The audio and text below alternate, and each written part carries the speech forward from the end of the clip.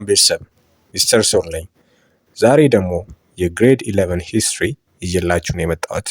በዛሬ ፕሮግራማችን ግሬድ 11 ሂስትሪ ዩኒት 8 ጋር በተያያዘ ኢምፖዚሽን ኦፍ ካቶሊሲዝም፣ ጎንደሪያን ፔሪድ፣ ዘመነ መሳፍንት እንዲሁም ደግሞ በመጨረሻ ኪንግደም ኦፍ ሸዋ እና ካሚንግ ኦፍ ዩሮፒያን ሚሽነሪስ ኤንድ ኦልሶ ትራቨለርስ ኢን ኢትዮጵያ የሚሉትን ርዕሶች የምናየው ይሆናል።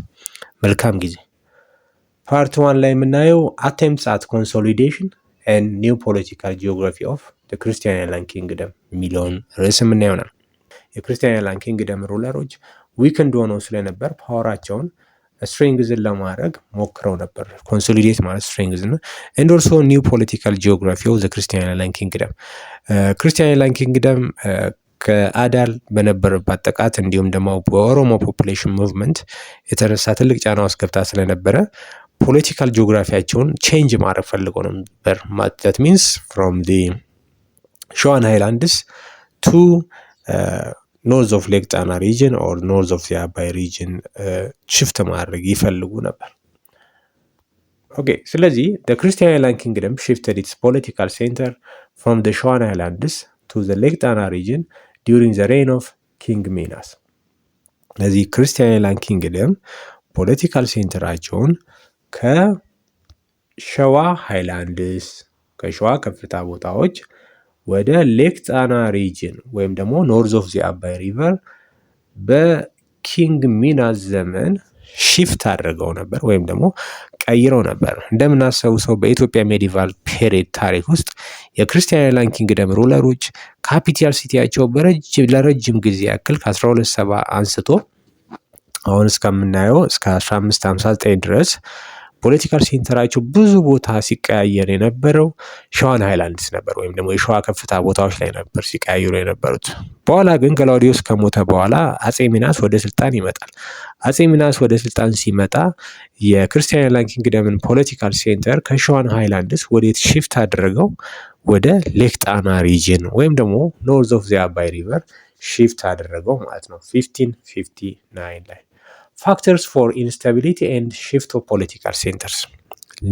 ለምንድን ነው ክርስቲያን አይላንድ ኪንግደም ሩለሮች ፖለቲካል ሴንተራቸውን ሽፍት ያደረጉበት ምክንያት እንዲሁም ደግሞ ለፖለቲካ አለመረጋጋት የሚታይ ነበር። ለዛ ምክንያቱ ምንድን ነው የሚሉትን ነገሮች እናያለን። አንደኛው ሪዝን የኦሮሞ ኤክስፓንሽን ነው። ኤክስፓንሽን ኦፍ ኦሮሞ ፒፕል ዋዝ ዘ ሜጀር ፋክተር ቢኮዝ they occupied much of the area south of the Abai River. Because of that reason, King Minas, he was forced to shift the political center of the Christian Island Kingdom north of the Abai River or to the Lake Tana region. ስለዚህ አንዱ ፖለቲካል ሴንተራቸውን ሽፍት እንዲያደርጉ ያስገድዳቸው ነገር የኦሮሞ ኤክስፓንሽን ነው ማለት ነው። ሁለተኛው ሪዝን ደግሞ ሆኖ የምናገኘው የኦቶማን ኤክስፓንሽን ነው። የኦቶማን ኢምፓየር መስፋፋት ነው። አዱይኖ the Ottoman Empire occupied Massawa in 1557. ኦቶማን ኢምፓየር 1557 ላይ ምጽዋ ወደብን የኢትዮጵያ ፓርቲ የነበረው ምጽዋ ወደብን ኦኩፓይ ያደረጉት። then they established posts along the Red Sea coast። ከዛ የቀይ ባህር ዳርቻዎች ላይ ኮስታል ኤሪያዎች ላይ ፖስቶችን መገንባት ጀመሩ። and also the Ottomans remained in control of the coastal areas for the next 300 years. ከዛ በኋላ ኦቶማኖች የኢትዮጵያን ኮስታል ኤሪያዎች ለቀጣዮቹ 300 ዓመታት ያክል ኮንትሮል ማድረግ ችለው ነበር ማለት ነው። ሶስተኛው ለክርስቲያን አይላንድ ኪንግደም መዳከም ሪዝኑ rivalry between the monarchs and warlords ነው። rivalry or competition between the monarchs and warlords ነው። ይሄ ነገር በአብዛኛው የታየው በነገስታቶች እና በዋርሎርዶች ወይም ደግሞ በጀነራሎቻቸው መካከል ኮምፒቲሽን የታየው ሲን ሱን አፍተር the coming to power of ሰርጸ ድንግል ነው። ሰርጸ ድንግል ወደ ስልጣን ከመጣበት ጊዜ በኋላ ነበር ይሄም ነገር በአብዛኛው የታይ ነበር። ለምሳሌ ያክል ሐመልማል was the general of ሰርጸ ድንግል ሪቤልድ ኢን ዌስተርን ሸዋ አካባቢ አመፀ። and also General Fasilo also rebelled in Damot and even tried to attack the king. And also the death of Sarsa Dengel in 1597 was also followed by political disorder and bloody civil war among the three power contenders in the years from 1597 up to 1606. ስለዚህ ሰርጸ ድንግል ከሞተ በኋላም ከ1597 እስከ 1606 ድረስ ብለዲ ሲቪል ዋር ነበር። ስልጣን ለመያዝ እርስ በርስ ሲቪል ዋር አካሄዱ ነበር። እነዚህ ፓወር ኮንቴንደርስ ወይም ደግሞ ስልጣን ለመያዝ እርስ በርስ ይፋለሙ የነበሩት ደወር አንዱ ያዕቆብ ይባላሉ፣ ሁለተኛው ዘድንግል ይባላል፣ ሶስተኛው ደግሞ ሱሲኒየስ the first ናቸው። In 1607 Suetonius assisted by the Oromo contingent assumed power. Finally በኦሮሞ ማህበረሰብ በመደገፍ ሱሲኒዮስ ስልጣን ይይዛል ማለት ነው። አራተኛ ለክርስቲያን ኪንግደም ዊክን መሆን እንደ ምክንያት የሚቆጠረው ሪሊጂየስ ኮንፍሊክት ነው። When Suetonius came to power in 1607, he introduced Catholicism as a state religion. This created conflict between the Ethiopian Orthodox Tawahado Church and the Jesuit missionaries that came in Ethiopia to impose Catholicism on the Ethiopian people. This caused further instability in the kingdom. ስለዚህ ክርስቲያን ኪንግደም ፖለቲካል ሴንተሯን ሺፍት እንድታደርግ እንዲሁም ደግሞ ፖለቲካል ኢንስታቢሊቲ እንዲፈጠር ምክንያት የሆኑት እነዚህ አሁን የጠቀስናቸው አራት ምክንያቶች ናቸው ማለት ነው። አሁን ደግሞ አስከትለን የምናየው ኢምፖዚሽን ኦፍ ካቶሊሲዝም ነው። ኢምፖዚሽን ኦፍ ካቶሊሲዝም ኢን ኢትዮጵያ፣ ካቶሊክ ሃይማኖት በኢትዮጵያውያኖች ላይ በግድ ሳይፈልጉ ለመጫን እንዲቀበሉ ለማድረግ የተደረገውን ሙከራ ምን ይሆናል ማለት ነው። After the Battle of Wainadega in 1543, Portugal and the Roman Pope wanted to convert the Ethiopian king and his people to Catholicism. እንደምናሳውሰው ፖርቹጋሎች የኢምፐረር ግላውዲዮስን ለመደገፍ ጦር ልከው ነበረ። እነዛ ጦር ግን ክርስቲያን ኪንግደምን ከደገፉ በኋላ ከኢትዮጵያ አልተመለሱም። እዚሁ ቁጭ ያሉና ጀስዊት ሚሽነሪዎች ኢትዮጵያኖችን እና የኢትዮጵያን ሩለሮችን ወደ ካቶሊክ ሃይማኖት ኮንቨርት እንዲያደርጉ በሮሙ ጳጳስ አማካይነት ወደ ኢትዮጵያ ነበር የተላኩት። And also Portugal claimed that in return for military assistance, King Livna Dingil promised in 1535 later, one, to convert himself and his people to Catholicism, and secondly, to give 1/3 of his kingdom to Portugal. እንግዲህ ፖርቹጋሎች ምን ብለው ነው የሚሉት? አጼ ልብነ ድንግል በ1535 ለፖርቹጋል መንግስት በጻፈው ደብዳቤ አማካይነት ፖርቹጋል ለምትሰጠው የጦር ድጋፍ እሱ ደግሞ ለዛ ድጋፍ ራሱንና የኢትዮጵያን ሕዝብ ወደ ካቶሊክ ሃይማኖት ኮንቨርት ለማድረግ እንዲሁም ደግሞ ከግዛቱ ወይም ከኪንግደሙ 1/3 ለፖርቹጋል መንግስት ለመስጠት ተስማምተዋል ነው የሚሉት። And also after Wainadega, the Portuguese soldiers who came to help Christian kingdom remained in Ethiopia and invited the Jesuit missionaries to convert to Orthodox Ethiopians. እንግዲህ ወይናደጋ ባትል ላይ የክርስቲያን ሃይላንድ ኪንግደምን ለማገዝ የመጡት የፖርቹጊዝ ወታደሮች ኢትዮጵያ ውስጥ ከቆዩ በኋላ ካቶሊክ ጄስዊት ሚሽነሪዎች የኢትዮጵያ ኦርቶዶክስ ኢትዮጵያኖችን ኮንቨርት እንዲያደርጉ ኢንቫይት አድርጓቸው ጋብዘዋቸው ነበር ነው የሚለን። And also the Jesuits were members of the Society of Jesus that was founded in Spain in 1540 by Saint Ignatius Loyola. እንግዲህ እነዚህ ጄስዊት ሚሽነሪ አንዳንዴ ደግሞ ሶሳይቲ ኦፍ ጂሰስ ይባላሉ። የተመሰረቱት ስፔን ውስጥ ሲሆን መስራቹም የነዚህ ሶሳይቲ ኦፍ ጂሰስ መስራች ደግሞ ኢግናሽየስ ሎዮላ ተብሎ ይጠራል። ኦኬ እንግዲህ መጀመሪያ ኮንቨርት ለማድረግ የሞከሩት እነዚህ ጄስዊት ሚሽነሪስ ወይም ደግሞ ካቶሊክ ሚሽነሪዎች ኢምፐረር ግላውዲዮስ ነበር። ስለዚህ ኤርሊ ሬዚስታንስ ኦፍ ግላውዲዮስ እናያለን። ኢምፐረር ግላውዲዮስ ሪጀክትድ ኮንቨርዥን the conversion plan and protested to the Portuguese governor of India. አያችሁ እንግዲህ ኤምፐረር ግላውዲዮስ ኮንቨርት የመሆኑን ጥያቄ ፖርቹጋሎች ወደ ካቶሊክ ሪሊጅን ኮንቨርት እንዲያደርግ የጠየቁትን ጥያቄ አልተቀበለም። ሪጀክትድ ወይም ሪፊውዝ ነው ያደረገው። and also a Jesuit priest known as João Rodrigues was sent to pursue him. እንግዲህ መጀመሪያ የተላከው ሮድሪገዝ የሚባል ፖርቹጊዝ ያንግ የሆነ ፖርቹጊዝ ካቶሊክ ሚሽነሪ ነበረ ገላውዲዮስን ኮንቨርት እንዲያደርግ የተላከው። እሱ የተልእኮ ስኬታማ ሆኖለታል ወይስ አልሆነም የሚለው ነው። ኦኬ soon after he arrived he criticized orthodox practices። እንግዲህ ሮድሪገዝ ወደ ኢትዮጵያ እንደመጣ ምንድነው ያደረገው? የኢትዮጵያ ኦርቶዶክስ ቤተክርስቲያን ፕራክቲሶች ወይም ሃይማኖታዊ ክንውኖችን ክሪቲሳይዝ ነው ያደረገው፣ ተቃወማቸው። ለምሳሌ ሰርከምሲሽን የምንለው ግርዛትን ተቃወመ። ሰከንድሊ ፉድ ታቦ ማለት በኢትዮጵያ ኦርቶዶክስ ቤተክርስቲያን ለምሳሌ ኢቲንግ ፎርክ ማለት የአሳማ ስጋ መብላት ታቦ ነው ወይም ደግሞ የተከለከለ ነው። ይሄንን እነዚህ ነገሮች እንግዲህ ሮድሪገዝ እንደመጣ ተቃወመ። ሌላኛው የተቃወመው ነገር ክሪቲሳይዝ ያደረገው ነገር ፋስቲንግ ነው። ፋስቲንግ ኦን ዌንስዴይ ኤንድ ኦልሶ ፍራይዴ፣ ሮብና አርብ መጾምንም ይሄ ካቶሊክ ሚሽነሪ ወይም ደግሞ ጀስዊት ሚሽነሪ ጆኦ ሮድሪገዝ ክሪቲሳይዝ አደረገ።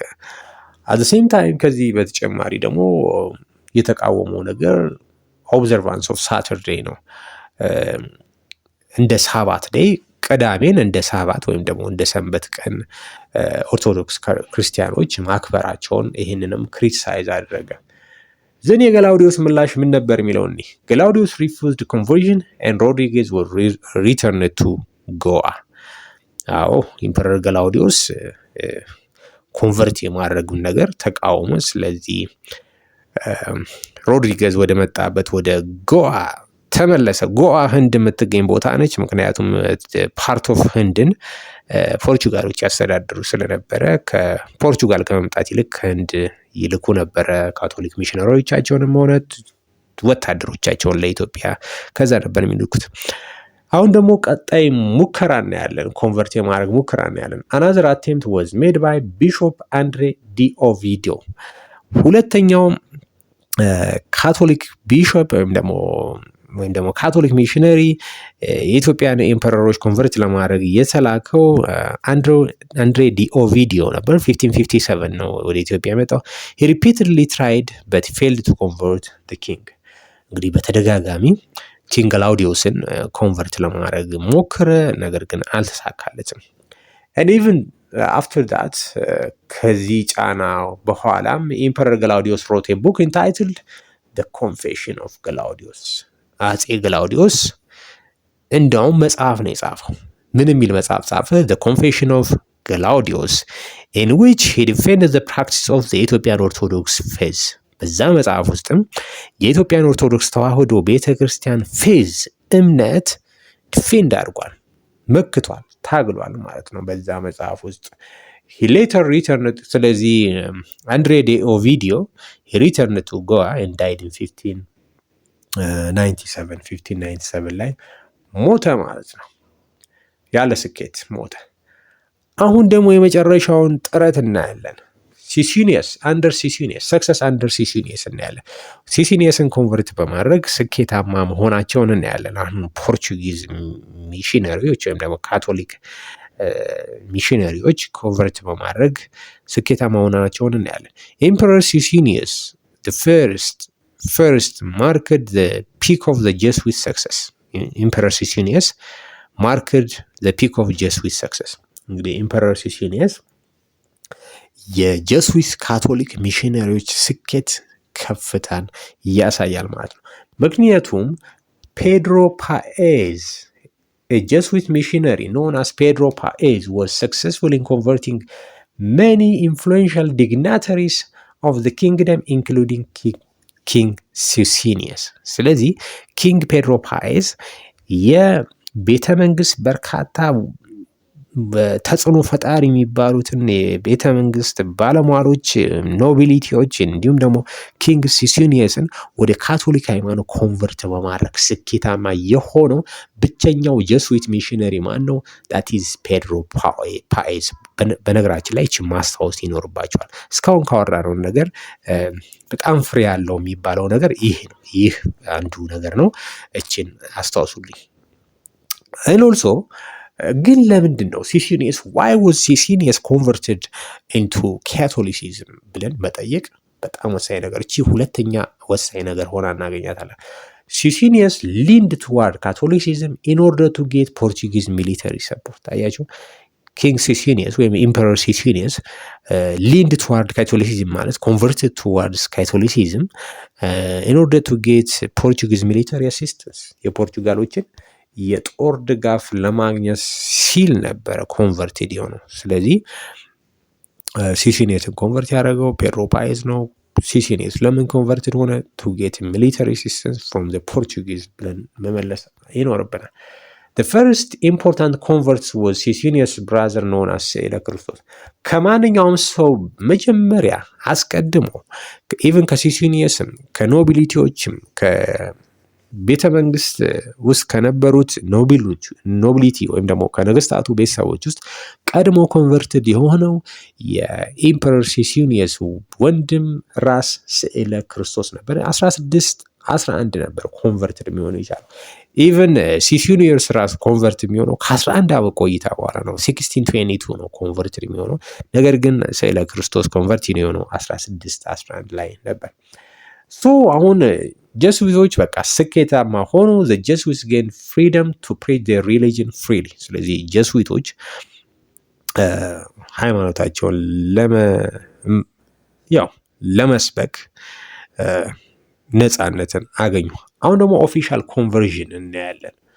ኦፊሻል የሆነ ይፋ የሆነ ወደ ካቶሊክ ሃይማኖት የመቀየር ነገር እናያለን። 1622 በጣም ወሳኝ ዘመን ነች። 1622 ሲሲኒየስ ኮንቨርትድ ቱ ካቶሊሲዝም and at the same time he made Catholicism a state religion ብሔራዊ ሃይማኖትም አደረገው። ራሱም ኮንቨርትድ ሆነ፣ ተጠመቀ። ከዛም በተጨማሪ ካቶሊክ ሃይማኖትም የብሔራዊ ሃይማኖት አደረገው። የክርስቲያን ላንኪንግ ደግሞ ወይም የኢትዮጵያ all these measures brought about rebellion። እነዚህ ሁሉ ውሳኔዎች brought about rebellion of the peasants headed by the clergy and the nobility። ስለዚህ ይሄ ሁሉ የተደረገው ክንውን በአጼ ሲሲኒየስ የተደረገው ክንውን ሪቢሊየን አመፃ መጣ። በገበሬው አማካይነት በክለርጂው በቀሳውስትና በባላባቶቹ መሪነት ገበሬው እንዳመፅ ምክንያት ሆነ። ሬዚስተንስ ኤንድ ሲቪል ዋር ነው ያለን። አሁን ደግሞ ሬዚስተንስ ኤንድ ሲቪል ዋር ፈርስት ፔዘንት ሪቢሊየን was broke out in 1617። የመጀመሪያው የገበሬዎች አመፅ የተከሰተው 1617 ነበር። then from 1626 to 1632 Sicinius fought many battles against the peasants, the clergy and also the nobility. And let us see cause of the rebellion. It's already visible, but ምክንያቶችን አንደኛ the hasty imposition of Catholicism on the peasants። ሳይፈልጉ በግድ ካቶሊክ ሃይማኖትን ተቀበሉ ስለተባሉ ነው ሪቢሊየን ወይም አመጽ ያስነሱት። ሁለተኛ ban on long standing orthodox practices። ban on long standing orthodox practices ለረጅም ዘመናት የቆዩ የኢትዮጵያ ኦርቶዶክስ ቤተክርስቲያን ክንውኖችን መታገዱ። ለምሳሌ ሰርከምሲሽን ሊሆን ይችላል፣ ግርዛት ወይም ደግሞ ሮብ አርብ መጾም ሊሆን ይችላል፣ ቅዳሜን ሰንበት አድርጎም ምናምን መጠቀሙን እነዚህ ሁሉ መከልከላቸው በጣም ሪቢሊየን እንዲነሳ ምክንያት ሆኗል ማለት ነው።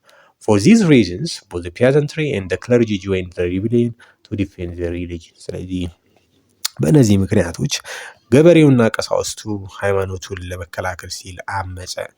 ፌራል ኦፍ ካቶሊክ ኢምፖዚሽን ካቶሊክ ሃይማኖትን ለመጫን የተደረገው ወይም በግድ ወደ ካቶሊክ ሃይማኖት ለመቀየር የተደረገው ሙከራ አለመሳካቱን እናያለን። the promised Portuguese military aid never arrived። አሁን ሲሲኒየስ ምን ባነነ መሰላችሁ? ምን ተረዳ? ፖርቹጊዞች የገቡት ሚሊተሪ አሲስተንስ መቼም አልመጣም ነበር። ፋይናሊ አፍተር ዘ ባትል ኦፍ ደንቀዝ ፎት in 1632 Sisinnius gave up his power and abdicated his throne in favor of his son ፋሲለደስ። አሁን ባትል ኦፍ ደንቀዝ 1632 ከተካሄደ በኋላ አጼ ሲሲኒዮስ ስልጣኑን አብዲኬት አደረገ። አብዲኬት ማለት ስልጣኑን በገዛ ፈቃድ መልቀቅ ነው። ስልጣኑን በገዛ ፈቃድ ለቆ ለማን ሰጠ? he gave it to his son ፋሲለደስ። Then Fasciledes replaced his father Sisinnius and he came to power in 1632 and took some measures. ስለዚህ አጼ ሲሲኒዮስ የአባቱን አጼ ፋሲለደስ የአባቱን የሲሲኒየስ ስልጣን ተረከበና ቀጣይ የተዘረዘሩትን ሜዥሮች ወይም ደግሞ እርምጃዎች ወይም ደግሞ ሪፎርሞች፣ ለውጦች አከናወነ። አንደኛ ለውጥ he restored orthodox faith or he restored orthodox religion የኦርቶዶክስ ሃይማኖትን ወደ ቦታው መለሰ። secondly he execute means kill ማለት ነው። execute ያው kill ትሉት ትችላላችሁ። he executed leading Catholic converts example ራስ ለክርስቶስ ዋና የሚባሉ ወደ ካቶሊክ ሃይማኖት ኮንቨርትድ የሆኑ የተቀየሩ ሰዎችን እንዲገደሉ አደረገ። ለምሳሌ ራስ ለክርስቶስ ያው አጎቱ ማለት ነው። he is the brother of Sisinnius and his uncle እንዲገደሉ አደረገ። at the same time ሶስተኛው ውሳኔው ምንድነው? expulsion of the Jesuit missionaries from the country expulsion ማለት ማስወጣት ነው። he sent them out ከኢትዮጵያ አስወጣ እነዚህ ካቶሊክ ሚሽነሪዎችን ወይም ደግሞ ጀስዊት ሚሽነሪዎችን። and also at the same time ሌላ ምን አደረገ? ፋሲለደስ adopted a closed door policy against Europeans ማንኛውም አውሮፓና አውሮፓውያኖች ወደ ኢትዮጵያ እንዳይገቡ ምን አይነት ፖሊሲ አወጀ? he adopted a closed door policy አወጀ ማለት ነው። and also then he signed treaties with ኢማምስ ኦፍ የመን and ፓሻስ ኦፍ ስዋኪን and ማሳዋ ከማን ጋር ስምምነት ሰዎችን ተፈራረመ? ከየመንና ከስዋኪን ገዢዎች ጋር ያው ታይትላቸው ኢማምና ፓሻ የሚል ታይትል ይጠቀማሉ። ከነሱ ጋር ስምምነት ተፈራረመ። ምን ተስማሙ መሰላችሁ? they agreed to prevent or report the coming of any European to the Christian kingdom ምንም አይነት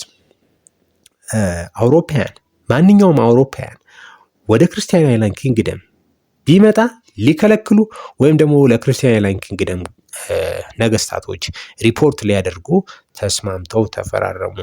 and also the isolation of Ethiopia against Europeans lasted until the early 19th century ስለዚህ የአይዞሌሽን ፖሊሲው ከአውሮፓያኖች ጋር እስከ 19ኛው ሴንቸሪ አራርቋት ነበር።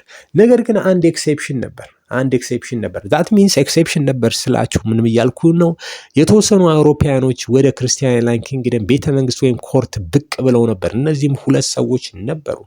The first one is during this long period of isolation only 2 Europeans succeeded in reaching the Christian court at ጎንደር። ስለዚህ ወደ ጎንደር ዋና ከተማዋ ብቅ ብለው ወደ ቤተ መንግስቱ ጎራ ያሉ ሁለት አውሮፓያኖች ነበሩ። እነዚህም አንደኛው they were the French physician named ቻርለስ ጃኪውስ ፖንሴት ወይም ደግሞ ባጭሩ ጃኪውስ ፖንሴት ፈረንሳዊው ሐኪም አንዱ ሰው ነው። ምክንያቱም ይህ ሰው ወደ ክርስቲያን አይላንድ ኪንግደም ዋና ከተማ ወደ ሆነችው ወደ ጎንደር ቤተ መንግስት ብቅ ያለው ለምንድን ነበር?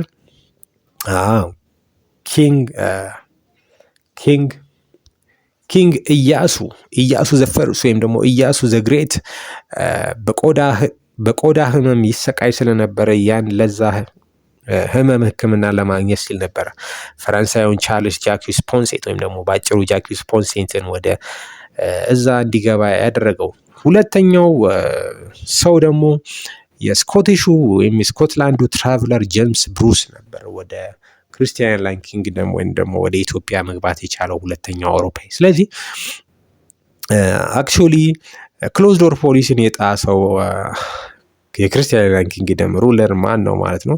that is ኢያሱ ፈርስት ወይም ደግሞ ኢያሱ ዘ ግሬት እየተባለ የሚጠራው የጎንደሪያን ፔሪድ ንጉስ ነበር ማለት ነው። ኦኬ አሁን እንግዲህ የት ገብተናል ማለት ነው? ዘ ጎንደሪያን ፔሪድ ላስትድ ፍሮም 1636 up to 1769 1636 ማለት the time when Gondar became the capital of Christian kingdom and 1769 is the period in which Iyas was killed and it became the starting point of the ዘመነ መሳፍንት or the era of warlords in Ethiopian history. ጎንደር እንዴት ተመሰረተች? በማንስ መቼስ ተመሰረተች? የሚለውን ነገር ያስቀድማል። ጎንደር was founded as permanent capital by Fascides in 1636. ጎንደርን እንደ ዋና ከተማ አድርጎ የመሰረታት ማን ነው? ኪንግ ፋሲለደስ። መቼ? 1636። ስለዚህ ጎንደር became a permanent capital። ፐርማነንት ማለት ቋሚ ማለት ነው። ቋሚ ዋና ከተማ ሆና ተመሰረተች። በማን? በኪንግ ፋሲለደስ። ባይ ዘ ዌይ ፈተና ላይ የመምጣት ፕሮባቢሊቲዋ ሃይ ነው ብዬ እመክራችኋለሁ። እስካሁን 3 ነጥቦች እየነገርኳችሁ ነው፣ ወሳኝ የሆኑ ማለት ነው። The period between 1636 up to 1769 is known as the Gondarian period. ስለዚህ ዘመኑ ከ1636 ከ1769 ያለው ዘመን በኢትዮጵያ ታሪክ ዘ ጎንደሪያን ፔሪድ ይባላል። ለምን ዘ ጎንደሪያን ፔሪድ ተባለ? ምክንያቱም the Christian Highland Kingdom rulers ruled their kingdom from Gondar. That's why it's called the Gondarian period. Inside the imperial court, ቤተ መንግስቱ ግቢ ውስጥ magnificent castles and palaces were built. magnificent ማለት እጹብ ድንቅ የሆኑ ህንፃዎችና ቤተ መንግስቶች ተገንብተው ነበረ። residences for the አቡነ and the እጨጌ were constructed. ለአቡኑና ለእጨጌው መኖሪያ ተገንብቶ ነበር። and at the same time many churches were established in and outside the living quarter of the kings. Okay, and also the architectural style of the buildings of Gondar combined elements from Aksumite period and also Zagwe period. አሁን የጎንደራን አርኪቴክቸራል ስታይልን ስናየው የሁለቱን ነገር አጣምሮ የያዘ ኤሌመንት አለው። አንደኛ የአክሱማይት ፔሪድን፣ ሁለት የዛግዌ ፔሪድን ስልጣኔ አጣምሮ የያዘ ነው ማለት ነው። artistic activities also flourished during the Gondarian period. For example, church painting ወይም ደግሞ የቤተ ክርስቲያን ስዕል ስራዎች በጣም አድጎ ነበር። ክሮስ ሜኪንግ የተለያዩ መስቀሎች መስራት አድጎ ነበር። ካሊግራፊ ቆዳ ላይ ብራና ላይ የሚጻፉ ጽሁፎች በጣም አድገው ነበር ማለት ነው። አሁን ደግሞ ትሬድ እና ኢኮኖሚክ ላይፍ አንስቲን ጎንደር had already been a famous market center before becoming a capital city. ጎንደር እንግዲህ በኪንግ ፋሲለደስ ተመርጣ የካፒታል ሲቲ ከመሆኗ በፊትም ሎንግ ዲስታንስ ትሬድ አቋርጧት የሚያልፍ ከተማ ነበረች ማለት ነው። ግን ለምንድን ነው why was King Fasil established Gondar or make Gondar as a capital city የሚለውን ስናይ ፋሲለደስ likely choose it to control trade routes የንግድ መስመር ለመቆጣጠር and also to collect revenues ነው ቀረጥ ለመሰብሰብ እና ንግድ መስመሮችን ለመቆጣጠር ሲል ነበር። ሜጀር ትሬድ ሩትስ ስናይ one route came from south western ኢትዮጵያ። አንድ እንግዲህ የንግድ መስመሮች ከሳውዝ ዌስተርን ኢትዮጵያ ተነስተው ጎንደርን ያቋርጥና አንዱ ወደ ምጽዋ ወደብ ይገባል። አንደኛው ደግሞ ጎንደር ላይ ሲደርስ ወደ ግራ ይታጠፍና ኢትዮ ሱዳኒዝ ቦርደር መተማ ላይ ይቀላቀላል ማለት ነው። ስለዚህ from ጎንደር it divided into two አሁን ያልኳችሁን ነው የሚገልጽልን። አሁን ደግሞ ትሬድ ግሩፕስ the trade in Gondar was dominated by a Muslim merchants known as ጀበርቲ። ጎንደር የነበረውን ንግድ በአብዛኛው ዶሚኔት የሚያደርጉት ምኖች ነበሩ? that were Muslim merchants, Ethiopian Muslim merchants that were known as the ጀበርቲ ይባላል። ስለዚህ ጎንደር ላይ የነበረውን ንግድ በአብዛኛው ዶሚኔት የሚያደርጉት ሙስሊም መርቻንቶች ነበሩ። እነዚህ ሙስሊም መርቻንቶች ደግሞ ጀበርቲ እየተባሉ ይጠራሉ ማለት ነው። and also ቤተ እስራኤል engaged in masonry, pottery, basketry and metal works። እንዲሁም ደግሞ እነዚህ ቤተ እስራኤሎቹ ወይም ደግሞ ፈላሻ እየተባሉ የሚጠሩት ሰዎች የተለያዩ የእጅ ሙያ ስራዎች ላይ ተመሰማርተው የኖሩ ነበር። ለምሳሌ ማሶንሪ ማሶነሪ የምለው የግንባታ ማለት ስራ ነው፣ የግንበኝነት ስራ ነው። ፖተሪ ሸክላ ስራ፣ ባስኬተሪ ቅርጫት ስራ፣ እንዲሁም ደግሞ ሜታል ወርክስ የብረታ ብረት ስራ ላይ ተሰማርተው ሊኖሩ ነበር። አሁን ደግሞ ሶሻል ስትራክቸሩን የጎንደር ሶሻል ስትራክቸር ማህበረሰብ አወቃቀር የሚለውን እኔ ዲፍረንት ኮሚኒቲስ ሊቭድ ኢን ጎንደር ሴፓሬት፣ የተለያዩ ማህበረሰቦች ለየብቻ ይኖሩ ነበር። ለምሳሌ ሙስሊም ኮሚኒቲ ሊቭድ ኢን ጎንደር፣ ቤተ እስራኤሊ ሊቭድ ኢን ዴር ኦን ሴፓሬት ሊቪንግ ኳርተር ኤንድ ኦልሶ ዲፍረንት ፎሬን መርቻንት ኮሚኒቲስ ሊቭድ ኢን ጎንደር። ለምሳሌ አርሜኒያንስ፣ ኢንዲያን፣ ፐርዥያንስ እነዚህም የራሳቸው ሊቪንግ ኳርተር ነበራቸው። ዛት ሚንስ ዚስ ኦል ፒፕል ሊቭድ ኢን ሴፓሬት ሊቪንግ ኳርተርስ አውትሳይድ ዘ ሲቲ ኦፍ ጎንደር። ስለዚህ እነዚህ ሁሉ ሰዎች ሙስሊሞቹ፣ ፈላሾቹ ወይም ቤተ እስራኤሎቹ እንዲሁም ደግሞ ፎሬን ኮሚኒቲስ እነዚህ አርመኖቹ፣ ግሪኮቹ፣ ቱርኮቹ ይህ የራሳቸው መንደር ነበራቸው ማለት ነው የሚኖሩበት። By the late 18th century its population reached about 70,000 18ኛው ሴንቸሪ መጨረሻ ላይ አካባቢ የጎንደር ህዝብ ቁጥር 70,000 አካባቢ ነበር ማለት ነው። And also its population included diverse religious and cultural groups። የጎንደር ህዝብ እንግዲህ በጣም የተለያየ ሃይማኖት፣ ባህል ያለው ህዝብ ጥርቅም ነበር ማለት ነው። And also prosperity mainly benefited the ruling class። እሺ አሁን ደግሞ ጎንደርን ግሎሪየስ ዴይስ ኦፍ ጎንደር እናያለን። from 1632 up to 1706 ጎንደር experienced a period of glory during the period of its first three kings.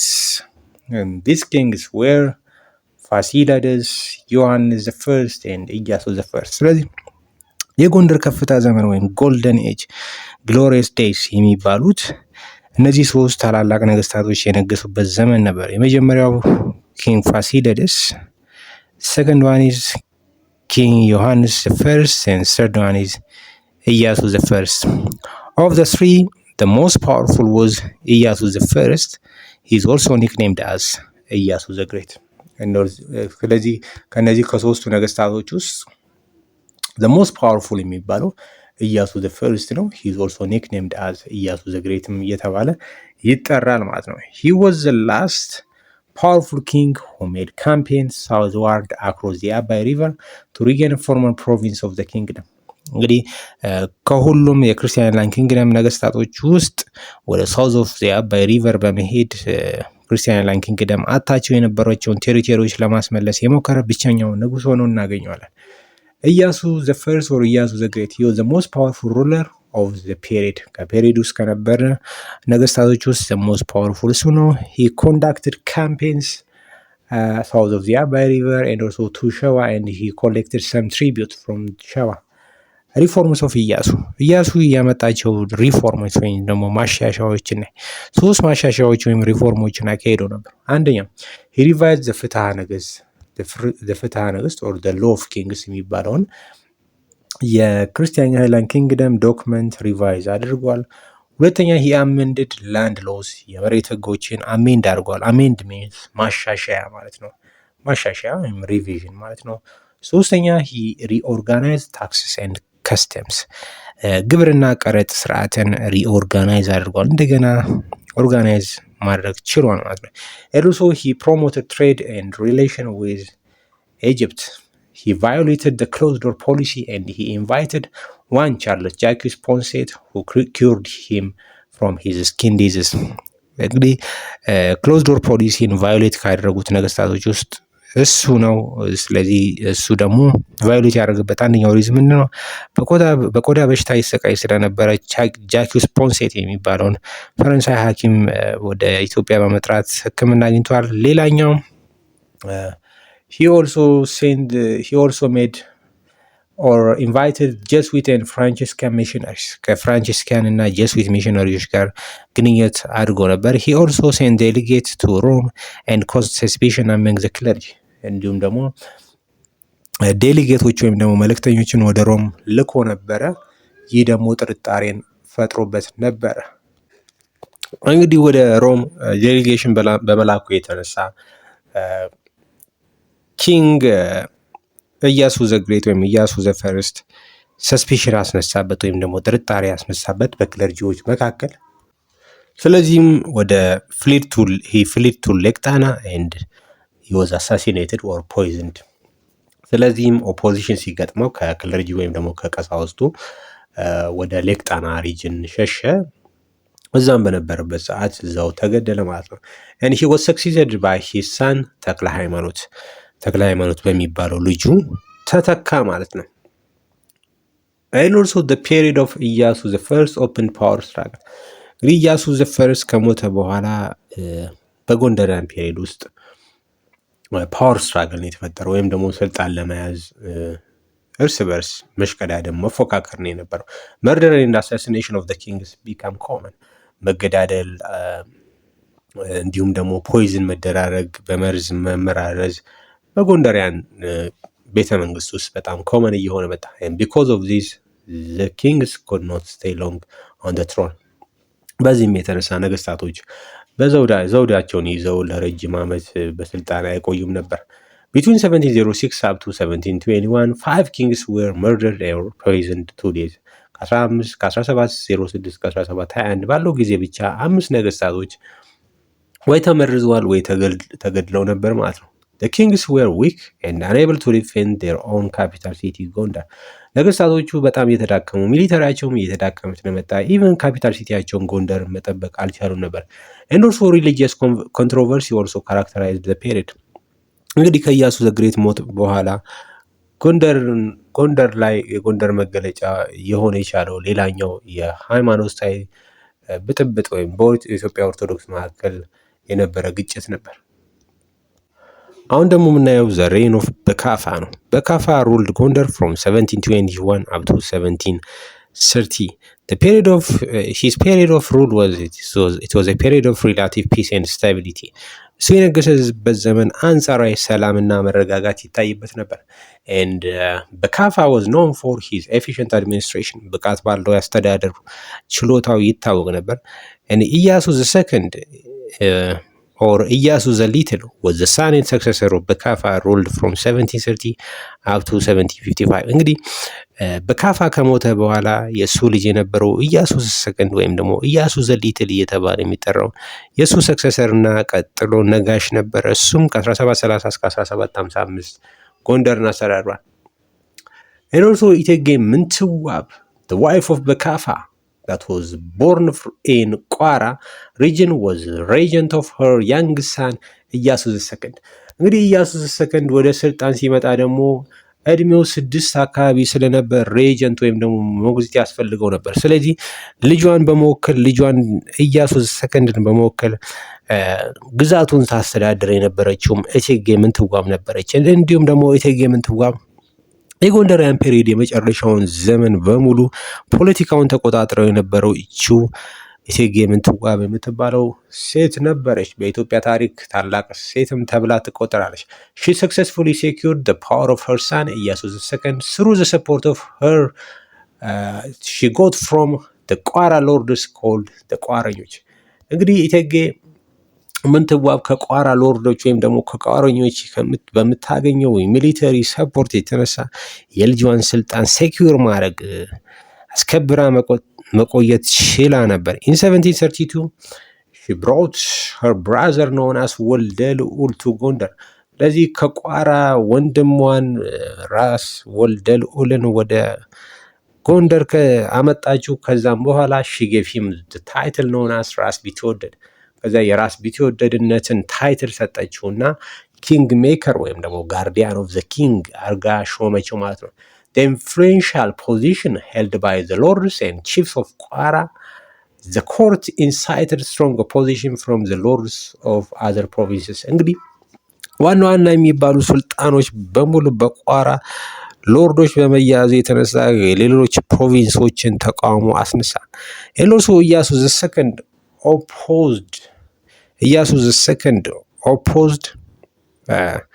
opposed the influential position held by the lords and chiefs of Kwara, and he decided to get rid of them and be replaced them by allies from Oromo lords, particularly from the Wollo Oromo chiefs። ከዛ ይሄ ሁሉ ፖለቲካ በእነሱ በመያዙ የተነሳ ኢያሱ ሁለተኛ ወይም ደግሞ ኢያሱ ዘሊትል እነሱን ከስልጣን በማውረድ በወሎ ኦሮሞ ቺፎች ሊተካቸው ወሰነ። ሶዛት ኢያሱ ሜሪድ ዘ ዶተር ኦፍ ኦሮሞ ቺፍ አሚዞ that he is known as ዋቢ who was baptized as ቤርሳቤ። ስለዚህ ኢያሱ የወሎ ኦሮሞ ቺፍ የአሚዞ ሴት ልጅ የነበረችውን ዋቢን አገባና ተጠምቃ ቤርሳቤ ተባለች ማለት ነው። and this marked the active involvement of the ወሎ ኦሮሞ in the court። ስለዚህ ይህ ክንውን ደግሞ የጋብቻ ግንኙነት ደግሞ የወሎ ኦሮሞዎች በጎንደር ቤተ መንግስት ውስጥ ያላቸውን ተሳትፎ ደግሞ ጨመረው ማለት ነው። and Iyasu died in 1755 and succeeded by his son Iyoas. And Iyoas ruled Gondar from 1755 up to 1769. ስለዚህ ኢያሱ ሰከንድ 1755 ሲሞት የእቴጌ ዋቢና የኢያሱ ሰከንድ ወንድ ልጅ ኢዮአስ ወደ ስልጣን ይመጣል ማለት ነው። ኢዮአስም አሁን ወደ ስልጣን ሲመጣ እድሜው ገና 8 ወይ 7 ቢሆን ነው። ስለዚህ ምን ያስፈልገው ነበር? ልክ እንደ ኢያሱ ሰከንድ ሬጀንት ያስፈልገው ነበር። ስለዚህ አያቱ ማነች ሲመልሱ፣ አያቱ ደግሞ እቴጌ ምንትዋብ ነች። ስለዚህ እቴጌ ምንትዋብ አሁንም ፖለቲካውን መያዟን ትቀጥላለች። ለሱ ለልጅ ልጇ ወይም ደግሞ ለግራንድ ሳኗ ሬጀንት ሆና ጎንደር ማስተዳደር ትቀጥላለች ማለት ነው። therefore the last Gondarian period was characterized by struggle between ዋቢ mother of Iyoas and ምንትዋብ ማዘር ኦፍ ኢያሱ ዘሰከንድ። ስለዚህ የመጨረሻው የጎንደሪያን ፔሪድ በእነዚህ በሁለት ግሩፖች መካከል የፖለቲካ ስትራግል በመደረግ ይታወቃል። አንደኛው ግሩፕ የወሎ ግሩፕ ሲሆን ሁለተኛው ግሩፕ ደግሞ የቋራ ግሩፕ ነው። እነዚህም ግሩፕም የወሎ ግሩፕ ሪፕሬዘንት የሚደረገው በኢቴጌ ዋቢ አማካይነት ሲሆን የቋራ ግሩፕ ደግሞ ሪፕሬዘንት የሚደረገው በኢቴጌ ምንትዋብ አማካይነት ነበር ማለት ነው። ይህ ደግሞ በአብዛኛው የተከሰተው አፍተር ዘ ዴዝ ኦፍ ራስ ቢትወደድ ወልደ ልዑል ኢን 1767 ነው። the struggle for power between the two opposing factions grew tense። ስለዚህ ይህ ፓወር ስትራግሉ ደግሞ በተለይ በጣም ጠንከር እያለ የመጣው ራስ ቢትወደድ ወልደ ልዑል የእቴጌ ምንትዋብ ወንድም ከሞተ ጊዜ በኋላ 1767 ጊዜ ጀምሮ ነበር። ፋይናሊ to resolve the problem and to maintain her position, ምንትዋብ invited the powerful Tigrayan lord ራስ ሚካኤል ስሁል to become the guardian of the king። ስለዚህ ይሄንን ችግር የእሷ ስልጣንም ጥያቄ ምልክት ውስጥ እየገባ መሄዱ ስላተረዳችው እቴጌ ምንትዋብ ጠንካራ የተባለውን የትግራዩን ገዢ ራስ ሚካኤል ስሁል ኦፍ ትግራይ ወደ ጎንደር እንዲመጣና ያለውን ሲቹዌሽን እንዲያረጋጋና የራስ ቢትወደድን ታይትል እንዲቀበልና ጋርዲያን ኦፍ ዘ ኪንግ እንዲሆን ኢንቫይት አደረገችው ወይም ደግሞ ጋበዘችው። he soon came to Gondar and he soon restored peace and order in Gondar። ወደ ጎንደር መጣ፣ ሰላምና ስርዓትን አሰፈነ። and he was given the title ራስ ቢትወደድ። ስለዚህ በዘመኑ greatest title ወይም ደግሞ prestigious የሚባለውን ታይትል ራስ ቢትወደድ የሚባለውን ታይትል ተቀበለ። in 1769 ራስ ሚካኤል ስሁል አሁን እንግዲህ ጎንደር ውስጥ ሰላምና ስርዓት ካስከበረ በኋላ ትንሹ ንጉስ ኢዮአስ ራስ ሚካኤል ስሁልን ወደ ሀገሩ ወደ ግዛቱ ወደ ትግራይ እንዲመለስ ይነግሯል። ራስ ሚካኤል ስሁል ግን ጥንካሬ ተሰማውና አልሄድም ሲል ተቃወመ። ከዚህም በመቀጠል 1769 ራስ ሚካኤል ስሁል killed or assassinated ኢዮአስ and put on the throne a 70 years old man ዮሐንስ II። ስለዚህ 1769 ላይ ራስ ሚካኤል ስሁል ኦፍ ትግራይ ኢዮአስን ገደለውና የ70 ዓመት አዛውንት የነበረውን ዮሐንስ ሁለተኛን ወደ በትረ ስልጣኑ አነገሰ። This event marks the beginning of the ዘመነ መሳፍንት or the era of warlords። ስለዚህ ይህ ክስተት ደግሞ በኢትዮጵያ ታሪክ ወይም ደግሞ በክርስቲያን ኪንግደም ታሪክ ምን የሚባል ዘመን እንዲፈጠር ምክንያት ሆነ? ዘመነ መሳፍንት or the era of warlords which lasted from 1769 up to 1855። አሁን ቀጥታ የምንሄደው ወደ ዘመነ መሳፍንት ወይም ደግሞ the era of warlords ይሆናል። ዘመነ መሳፍንት or the era of warlords was began with the days of ኢዮአስ in 1769 and ended with the rise of ቴዎድሮስ II in 1855። እንግዲህ ዘመነ መሳፍንት የሚጀምረው ኢዮአስ መገደሉ 1769 ሲሆን የሚያልቀውም የሚጠናቀቀው ደግሞ 1855 አጼ ቴዎድሮስ ወደ ስልጣን በመጣበት ጊዜ ነበር። ዘመነ መሳፍንት was characterized by the following features: 1. weakening of central authority የማዕከላዊ መንግስት መዳከም ወይም የነገስታት መዳከም። በተቃራኒው ደግሞ the growth of power of regional warlords የተለያዩ አካባቢ ገዢዎች ደግሞ ስልጣን እየተጠናከረ መምጣት ነው። 3ኛ division of country into several regions ሀገር በየአካባቢው መከፋፈሏ ነው። ሌላኛው continuous power struggle among regional nobility የአካባቢ ገዢዎች እርስ በርስ ፉክቻ ውስጥ ወይም ጦርነት ውስጥ መግባታቸው ነው። as a result regional lords exercise unlimited power በዚህም የተነሳ ሪጂናል ሎርዶች ገደብ የለሽ ስልጣን አራመዱ። secondly society experience lawlessness disorder and destruction ማህበረሰቡም ስርዓት አልበኝነት ስርዓት ማጣት እንዲሁም ደግሞ መፈራረስ አጋጠመው። factors responsible for the erosion of the traditional power and authority of the Christian monarchy ለምንድን ነው የክርስቲያን ኪንግደም ሩለሮች በፊት የነበራቸው ባህላዊ ስልጣን እንዲሁም ደግሞ አገዛዝ ለምን ተሸረሸረ? በሁለት ምክንያት ነው ይህ ሊሆን ይችላል። አንደኛ the wars of Imam Ahmed Ibrahim weakened the Christian kingdom። ሁለተኛ the establishment of Gondar as a permanent capital in which the kings remained in the city for indefinite period of time and neglected the provinces empowered the regional lords። እንግዲህ የመጀመሪያው ምክንያት የካዳል ወይም ከአህመድ ግራኝ ጋር ያደረጉት ጦርነት ክርስቲያን ኪንግደም በማዳከሙ፣ ሁለተኛ ደግሞ ጎንደር እንደ ዋና ከተማ ሆና መመስረቷ ነገስታቶች ጎንደር ላይ ለረጅም ጊዜ ቁጭ ብለው ሳይንቀሳቀሱ ፕሮቪንሻል ስቴቶችን ወይም ደግሞ አካባቢዎችን ሳይቃኙ ወይም ደግሞ ቼክ ሳያደርጉ ሪጂናል ሎርዶች ደግሞ በተቃራኒው እየተጠናከሩ እንዲመጡ ምክንያት መሆኑ ነበር። ዱሪንግ ዘ ዘመን መሳፍንት kings lost their traditional power and authority and also ተክለ ጊዮርጊስ ኢትሮንድ ኤንድ ዲትሮንድ 6 times ተክለ ጊዮርጊስ የሚባለው ንጉስ 6 ጊዜ ነግሷል፣ ከስልጣን ወርዷል። የሱ ዘመነ መንግስት ደግሞ ምን ቅጽል ስም ተሰጠው ነው? ፍጻሜ መንግስት እየተባለ ይጠራል። the reign of the kings became mere puppets in the hands of the regional lords confined to the city of Gondar and had no army, and the real rulers of the ዘመነ መሳፍንት were the regional lords, not the king። እንግዲህ ዘመነ መሳፍንት ጊዜ የነበሩ ነገስታቶች እውነተኛው ስልጣን በእነሱ እጅ የለም። እነሱ ፓፒት ወይም አሻንጉሊት ነበር የሆኑት። እንዲሁም ደግሞ ከጎንደር ከተማ ዞር ብለው ወጥተው እንኳን አያውቁም። ጦር የላቸውም። ዋናዎቹ የዘመነ መሳፍንት ጊዜ ገዢዎች፣ አገረ ገዢዎች ነገስታቶች ሳይሆን የየአካባቢ መሪዎች ነበሩ። The main reason for the endless civil war of the ዘመነ መሳፍንት was to secure the title ራስ ቢትወደድ። በዘመነ መሳፍንት ጊዜ እንግዲህ ሲቪል ዋር ነበር፣ ማብቂያ የሌለው ኢንድለስ ሲቪል ዋር ነበር። የዚህ ኢንድለስ ሲቪል ዋር ደግሞ ዋናው ምክንያት ሪጂናል ዋር ሎርዶች ራስ ቢትወደድ የሚለውን ታይትል ለማግኘት ይፈልጉ ስለነበር ነው። the first regional lord who assumed the title ራስ ቢትወደድ was ራስ ወልደ ልዑል the brother of እቴጌ ምንትዋብ። then ራስ ሚካኤል ስሁል of ትግራይ took the position after ራስ ወልደ ልዑል። then after the የእጁ lords monopolized the title ራስ ቢትወደድ throughout the ዘመነ መሳፍንት። ስለዚህ የመጀመሪያው ራስ ቢትወደድ ራስ ወልደ ልዑል ነበር፣ የእቴጌ ምንትዋብ ወንድም። ከዛ ራስ ሚካኤል ስሁል of ትግራይ። ከዛ በኋላ የዘመነ መሳፍንት ውስጥ የነበረውን የራስ ቢትወደድ ታይትል የሚይዙት ጠቅላላ የእጁ ሎርድስ ወይም ደግሞ የወረሼህ ዳይነስቲ ሩለሮች ነበሩ ማለት ነው። በመቀጠል የምናየው ዘየጁ ኦር ወረሼህ ዳይነስቲን እናያለን። The Yeju or the Warshe dynasty was founded by Ali Gwangul or Ali the Great ተብሎ ይጠራል። የመሰረተውም 1786 ነበር።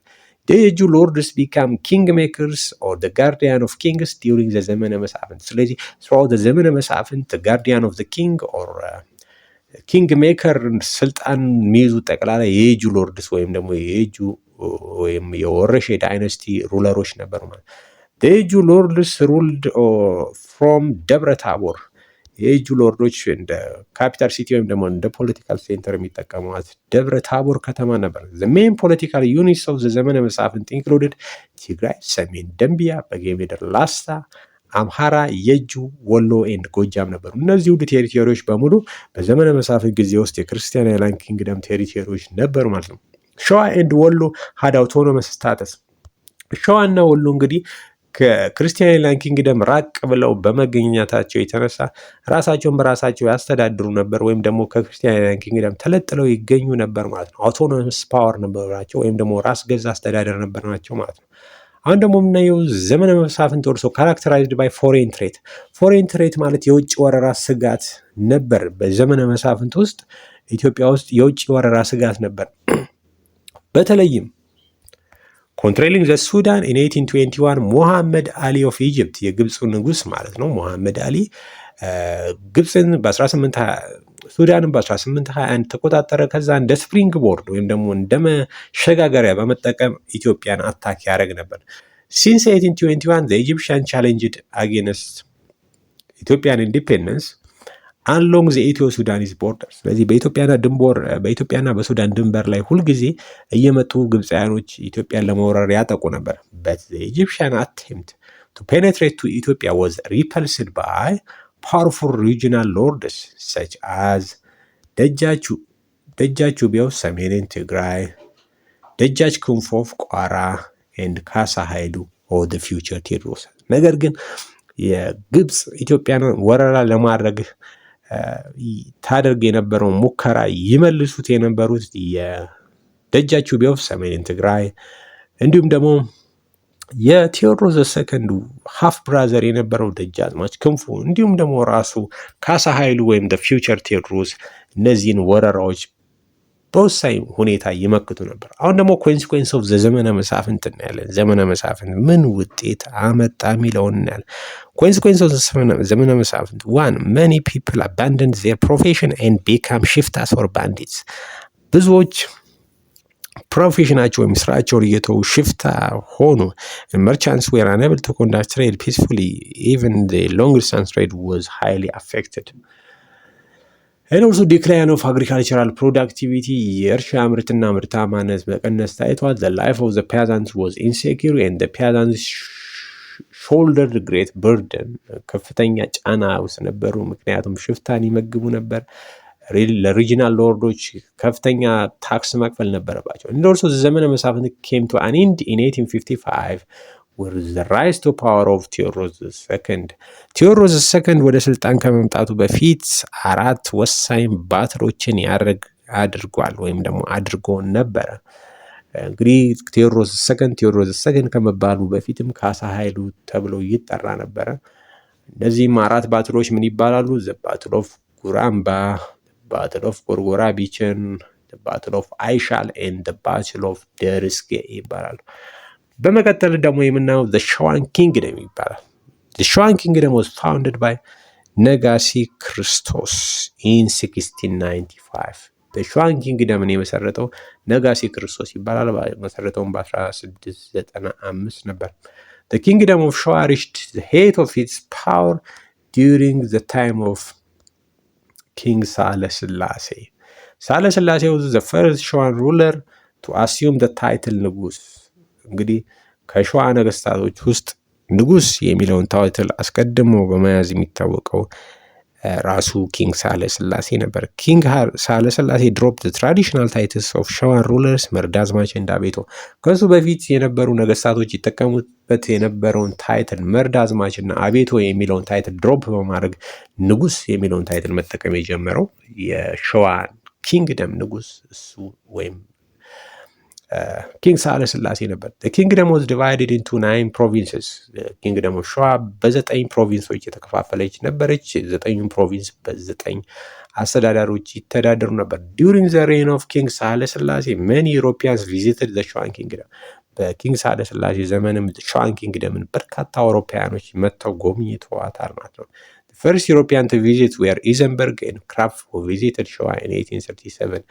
ከዛ በኋላ እነ ሮቼት ዲሄሪኮርት የመሳሰሉትም ሸዋን ጎብኝተዋል ማለት ነው። በመጨረሻም የዩኒት 8 የመጨረሻ ፓርት የምናየው ዩሮፒያን ትራቨለርስ ኤንድ ኤክስፕሎረርስ ኢን ኢትዮጵያ ሲንስ 1805 የሚለውን ርዕስ እናያለን። beginning from 1800s regional rulers made independent foreign contacts and treaties 1800ዎቹ ጀምሮ ሪጂናል ሎርዶች ወይም ደግሞ ከተለያዩ አካባቢ ሀገረ ገዢዎች በራሳቸው አማካይነት የውጭ ስምምነት ከውጭ ሀገሮች ጋር ስምምነት ይፈራረሙና ኮንታክት ያካሄዱ ነበር። ይህንን የሚያደርጉት የነበረው ዋነኝነት ለምንድን ነው? the main reason for this was that they thought to get firearms and to strengthen their power ነው። ይህን የውጭ ግንኙነትና ስምምነት ይፈራረሙ በነበረው ዋነኛው ምክንያት አንደኛ ፋየርም ለማግኘት እንዲሁም ደግሞ ፖለቲካል ፓወራቸውን ስትሬንግዝን ለማድረግ ወይም ለማጠናከር ነበር። During the 19th century, the agents of these external relations were travelers, explorers and missionaries. በ19ኛው ሴንቸሪም ወደ ኢትዮጵያ የመጡ የነበሩት ትራቨለሮች፣ ኤክስፕሎረሮች እንዲሁም ደግሞ ሚሽነሪዎች ነበሩ። ለምንድን ነበር እነዚህ ሚሽነሪዎች፣ ትራቨለሮች እና ኤክስፕሎረሮች ወደ ኢትዮጵያ የሚመጡት? They came to Ethiopia with different motives. አንደኛ some came for adventure ነበር። ሁለተኛ others came for religious as missionaries ሃይማኖት ለማስፋፋት ነበር የተወሰኑት ደግሞ የመጡት። ሌሎች ደግሞ for scientific research and to cultivate friendly relation as well as to expand trade on behalf of their home government። አንዳንዶቹ ደግሞ ሳይንቲፊክ ሪሰርች ለማድረግ እና ከላኳቸው መንግስት ጋር ፍሬንድሺፕ ለመመስረት ነበር። ሌላኛው ግን ወሳኙ ነገር አውሮፓያን ትራቨለሮች እና ኤክስፕሎረሮች ወደ ኢትዮጵያ ይመጡ የነበረው to prepare the ground for the later European colonial conquest ኢትዮጵያ ለአውሮፓያኖች በቀጣይ ለሚያደርጉት ቅኝ ግዛት ለማመቻቸት ነበር። እንግዲህ ዛሬ ትምህርታችን ይህን መስል ነበር። መልካም ጊዜ እመኝላችኋል። በቀጣይ ደግሞ የ11ኛ ክፍል ዩኒት 8 ጥያቄዎችን ይዤ እመጣለሁ። ባባይ